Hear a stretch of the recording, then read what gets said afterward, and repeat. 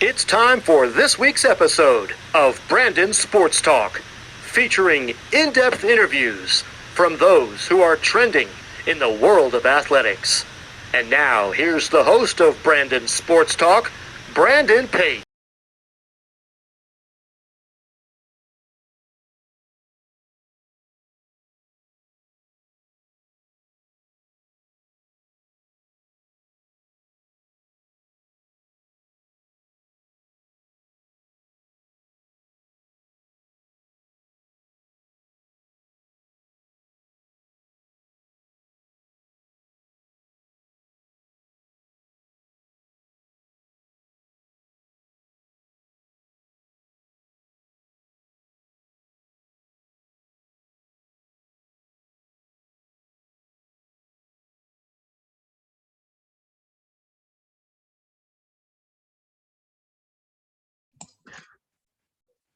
Welcome back to Brandon Sports Talk. In today's episode, I have the privilege to interview the USA's Luge Olympian Ashley Farquharson. How are you doing today?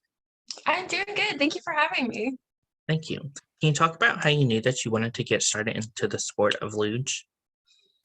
Yeah, so when I grew up in Park City, Utah, and when I was in fourth grade, my brother was 2 years older than me, and he got involved with an after-school program for luge, and I really wanted to try it, but I was too young, and so my mom said when I got it to his age, I could try it, and that's how I got involved, and that's how I started, and I've been with it ever since.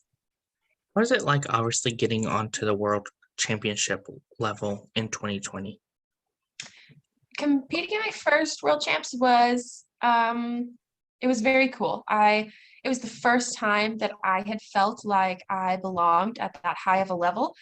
I competed really well and I was really happy with the way that I slid that day, and it kind of allowed me to open up more and be more um creative with my sliding style in the future. What was the preparation like preparing for your first world championship? A lot of it was mental. The track was Sochi in Russia, and we had only ever been to that track once before, and I got wrecked the entire time. It was like 6 months prior to the race, and we were there for 2 weeks, and I was just eating it every single run. And so we left there. I was feeling extremely discouraged. I was like, I cannot believe I have to race world champs on this track. And we raced the entire World Cup circuit and then come back for world champs. And there were a couple runs, the first runs back on the track, that were very shaky. And then after that, things just started to fall into place. And now I can say that it is one of my favorite tracks. And it's kind of a bummer. We probably won't be going back there anytime soon. But I would say that a lot of it was mental and just talking myself up and convincing myself that I could do it. Of course, how did you overcome, as you said, that was one of your worst tracks to now that's one of your best tracks? A lot of it is confidence. Our sleds have two separate suspensions in them. And so the way that your body is on the sled can have a major effect on how it steers down the ice. When you're confident and you're relaxed, the sled is going to absorb everything that much better. And in a track like Sochi, you really need those absorptions. So I think it was just having the extra runs in the preseason and then being able to take a step away and really look at it and develop as a slider over the season, and then come back and rethink it, revisit some of the things that I had not been doing right or that I had progressed, and just putting it all together for the race. How is it like getting to compete in the American Pacific Luge Championship in 2021?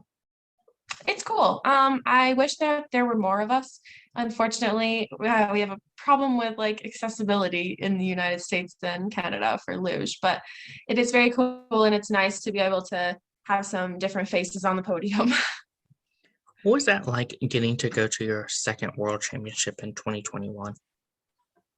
That one was a little bit of a bummer because it was supposed to be in Whistler, Canada, and my parents had gotten tickets and my grandparents and some of my extended family, like aunts and uncles, and then it got canceled and moved to Germany. So it was kind of a hard hit for us, and at that point it didn't feel much like Worlds. It felt like a regular race. What was it like getting to train for the World Cup in 2021? It was fun. I mean, it was different. We skipped the whole first half of that COVID season, so we didn't compete in the fall of 2020. We only started competing again after the new year in 21. And it was difficult. There were a lot of adjustments to make, especially with travel and interacting with the other teams. It was definitely a little bit more lonely, but I was really thankful for the experience anyways. Like it taught a lot of mental toughness and we really had to look out for each other. So I think it was beneficial in the long run, even though it was sucky at the time. Of course, how did obviously the World Cup help you into making the Olympic team? Yeah, our pretty much our entire Olympic trials process starts. Oh, we start with national team races, and then from there, it's all World Cup points and results. So doing well in the World Cups was just a stepping stone to getting to the Olympics. And we had four women racing off for it and only three spots. So that was the tough part. I was the first one to qualify a tier for the Olympics, but Summer and Emily very soon passed me, and then I found myself in third again, and I was pretty stressed the whole time. I wouldn't say that it was fun.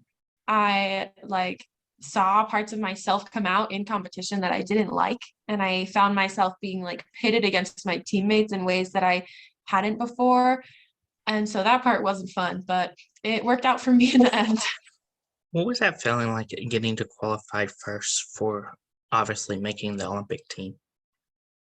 It was really good for my confidence. I felt really good about the sliding I had been doing, but it did not let me rest at all, if that makes sense. I didn't take it for granted. I knew that Emily, Summer, and Brittany were fierce competitors, and I knew that I couldn't like take a step back or slow down at all, or they would pass me. And two of them did. So What was that feeling like when you finally did make that Olympic team and get to fulfill your dream of being an Olympian? it was amazing. It was definitely one of the proudest moments of my life. It's like something I've been thinking about for upwards of 10 years. So What was that moment like when you joined the US Luge team? when I first started on the World Cup circuit or when I went to the Olympics, First starting on the World Cup circuit. it was scary. I didn't know if I would be good enough because I essentially just aged up. I didn't really have to race off for my spot. And so I didn't know what I would look like in competition, where I would stack, if you will.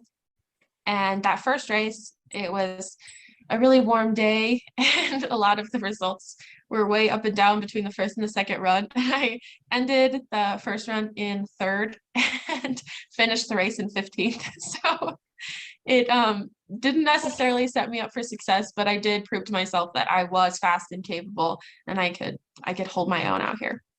What was it like getting to come up in the Olympic circuit and make the Olympic team? It was amazing. It was really difficult. It was really hard. But it was an experience and I learned a lot. And I think that that's something I can carry with me going forward into the next games. What were some of your favorite memories and moments as a Luke athlete?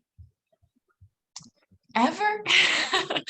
um, Definitely walking in the opening ceremonies and competing at the Olympics. Getting the relay spot for the Olympics was definitely up there. Um, there are moments when I'm just with the team that I think are irreplaceable. Just we're all having dinner and something hilarious happens. That is the stuff that I usually think about. The sort of camaraderie that comes with having to live and train with your teammates pretty much year round. We are all very close. We all get along really well. And even when we don't, there's no hard feelings. So I think that having that closeness with my teammates is probably one of my favorite things. What is something that you learn now that you didn't know before starting Luge? I learned how I compete best and how I handle pressure. I know what that looks like for me. I'm still working on addressing it. Like I can understand when I am really stressed, but getting to a point of less stress is the hard part for me now. So I'm working on it, but I think that being in an environment that's high stress all the time really helps with that development. If whenever you got that email that you made the Olympic team, Where was I? how did it feel when you got that Oh, email to the Olympic team? I actually knew it wasn't an email. We were in Segulda and it was me, Summer and Emily had secured their spots. So it was me and Brittany pretty much racing off, and Brittany had to get like seventh or better in the race. But before the World Cup is a qualifier, and Brittany and I were one after the other. And I had the worst run of my life. It was so bad. I have never not qualified for a World Cup before, and I didn't qualify. And I was like, I can't believe that just happened. Like, my Olympic spot is in the hands of fate. Like, it's not up to me anymore. And then Brittany came down right after me, and she had an even worse run. And I was like, man, that sucks. Like, two American women out of the World Cup. And then I was like, but I'm going to the Olympics. Like, okay. So it was kind of weird. It was kind of cool. It didn't really hit me until we were in China. I felt like there were so many steps between then and the actual Olympics. Like, we still had to stay COVID free, and we still had to actually get into China and get everyone's like visas and accreditations. And we had to get so many tests before and after entry. And so it felt like a really, really long, arduous process to get there. So I don't think it really hit me until I was in the village. Of course, how did it feel when you got into the village and all of your hard work paid off? It was great. Like, being in the village, I felt like was very close to the Olympic Village in 2016. I went to the Olympics in Lillehammer, and I felt like those villages were very similar. So I thought it was really cool. And we got to have roommates again there, which some people like, some people didn't. I thought it was nice because we had been alone for so long. But yeah, it was great. What was that feeling like in 2016 going to the Olympic Village? It was cool. I really didn't have any idea what to expect. It was the second ever Youth Olympic Games, and they did a really good job. It was very cool. We got a lot of team gear, and it was very athlete friendly. A lot of the stuff was very catered to our demographic. So I thought it was really nice. How did obviously going into the 2016 Youth Olympic Games help you into going into the 2022 Olympic Games? I think that just touching back on something I said earlier about knowing how I perform under pressure, I think that is the biggest takeaway from. I crashed in Youth Olympic Games, and at the time it was like the worst thing in the world that could have happened to me. But I was able to learn from that and be like, oh, I don't slide well when I'm stressed. So now, in moving forward, like, I've tried to carry with me that if I'm not having a good time, I'm not going to go fast. And the most important thing is to have fun. And even though other things matter, the main reason I'm still here is because I really love the sport. And when I forget that, I tense up and I am slower. So that's just something that I will carry with me for the rest of my career. What are some of your game day routines and rituals like preparing for the Olympics? I work really hard to not be superstitious.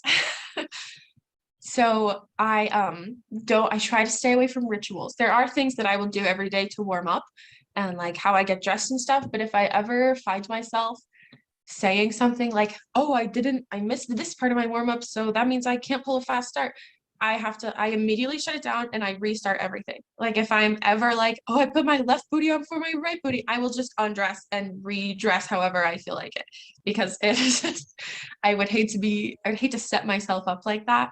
So I really stay away from anything that's like, gotta put my right glove on first. How does it feel to have Olympian behind your last name? It's very cool. I didn't know that was something that was available to us, but now I use it for everything. Of course, what was that feeling like when you were in the village and obviously you realized that you were now going to be a part of a legacy of being an Olympian? It still feels surreal almost, like, especially because of how the games happened. I got home from the race and the Olympics were still happening on the TV, and I was like, that's weird. Like, I was just there. So it still doesn't feel real sometimes, but I'm very proud of myself. How did it feel to have the Olympic rings on your chest? That's something that I've thought about for a long time, because in our culture, like at the training center among athletes, it's not considered very like cool or respectful to wear the rings or something that says Olympian when you're not. So I've always been very careful of that, and I never wanted to like offend anybody or say anything wrong. So I've never worn them, or at least tried not to. But not like now I've earned it. I have that right. I can wear whatever I want. How is it like obviously getting to put on your Luge uniform and have US on your chest? It's cool. I mean, that part I think I'm used to. I've been competing internationally for almost 10 years, not quite yet, like 8, but that's something that I'm used to, but it is still special. What was that feeling like getting to stand in the Winter Olympic Games and having it all sink in that you made it there? I cried. It was very special to me. And all of my teammates. It had been like the longest 2 years ever. And we were finally here. We finally did it. Everything leading up to this had been about the Olympics. Every like thought, topic, conversation, lunch, dinner, breakfast, every race was like, but what about the Olympics? What does this mean for the Olympics? For like 2 years, and it's exhausting. And then we were here. So it was very cool. What were some of your favorite memories or moments in Beijing? During the opening ceremonies, when we were walking and we turned a corner to go into the arena, and the huge lit up Olympic rings were like hovering above us. I will probably remember that forever. Um, Also, after my first run, when I messed up and I was like beating myself up, like how could I mess up at the Olympics? This is terrible, horrible. I can't believe I did that. And then I came up the outrun and all my teammates were still there cheering for me and rooting me on. And I was like, oh, I forgot that none of this really matters. And I'm still like, they're not gonna like love me or support me any less because I messed up. And after that first run, I was really able to relax and calm myself down. And the other 4 were great. Was it like obviously having 4 runs to qualify in the Olympics to compete? It's different. 4 rounds over 2 days it just prolongs the stress. I mean, usually we have 2-run races, and then the next day maybe you would compete in a relay or a sprint event. But yeah, 4 rounds over 2 days feels extra long. It's good and bad because it allows you to really get ahead of the competition if you're doing really well, or it allows you to catch up if you weren't doing well. But it also leaves a lot more room for error. Of course, what was that second day like in the Olympics competing? It was great. There was a little bit of sadness and nostalgia with Emily and Summer, but they both put on very brave, happy faces, probably for my benefit, maybe not. And I really, really wanted to earn the relay spot. So after that 4th run, when I knew that it was mine, I was thrilled. That was great. What were some of the memories and moments and even things that you learned from Summer and Emily? Oh, I've learned a lot from them. Having people like that on your side that are veterans, very experienced and very good athletes is always so helpful. They are there when I need to talk about luge. They're also there when I need to talk about things that aren't luge. So I think it's really special to have teammates like that that can be your friend, your supporter, and also maybe a coach. Who are some of the influential people in your career? I would say Summer and Emily are definitely up there. All of my mom and my dad have really helped me. They've pushed me a lot, and I know that I definitely wouldn't be here without them. My brother, when he started sliding, that was the only reason that I got into the sport. I probably would have been like, heck no, I'm not doing that until I actually saw him sliding and it looked like it would be fun. So I would just say all of the people that brought me to where I am today and taught me how to work hard. Of course, were there anybody in the Olympic Village that you saw that were on TV that you grew up watching? I saw Michaela Schifrin. That was very cool.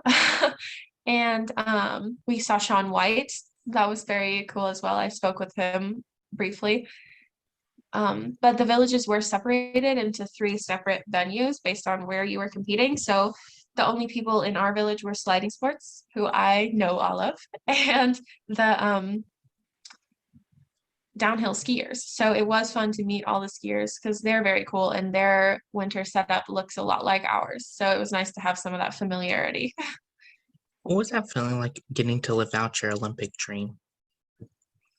It was awesome. I wouldn't say, I mean, there was stuff missing. Like my parents couldn't be there. I have a lot of people that helped me get where I am that wanted to go, but they couldn't because of COVID.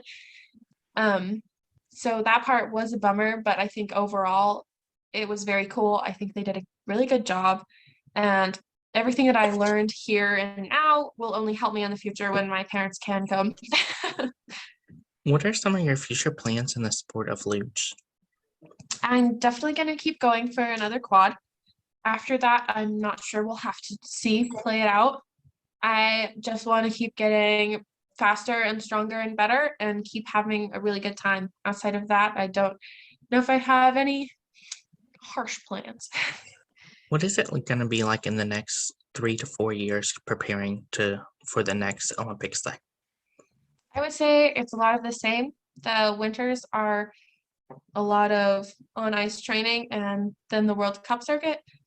And the summers are a lot of dry land training and start training. And we repeat that cycle, just trying to build on our progress and keep getting better and better. I also think that in the sport world today, there's a larger spotlight on mental health, and that in the next quad, we will see a lot more athletes being very open about their struggles or relationships with their own brains and how they compete. of course, what advice would you give those college athletes looking to compete in luge? I would say you really have to put your fear in your back pocket. What advice would you give people such as yourself that are competing for the first time in the Olympics? This sounds cliche, but really just try and have a good time. Your biggest critic is going to be yourself. And if you can get past that, you can pretty much get past anything. Just put the competition aside, do what you know how to do, and compete how you know how to compete. What advice would you give those Olympians that are competing for the second time or multiple times? Oh, I would say do your best to keep building.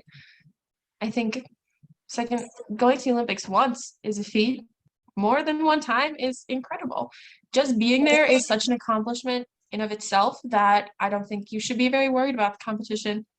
You're there for a reason, especially if you're there more than once. Like you obviously know what you're doing. Just go out there and do your thing. What would you tell your former self looking back on your career? I would tell myself to have more faith in myself. I put a lot of faith in the process and in like my training and my coaches, but I never really put the same effort into myself when I am the one that's out there performing in the first place. So I would say put that self-doubt aside.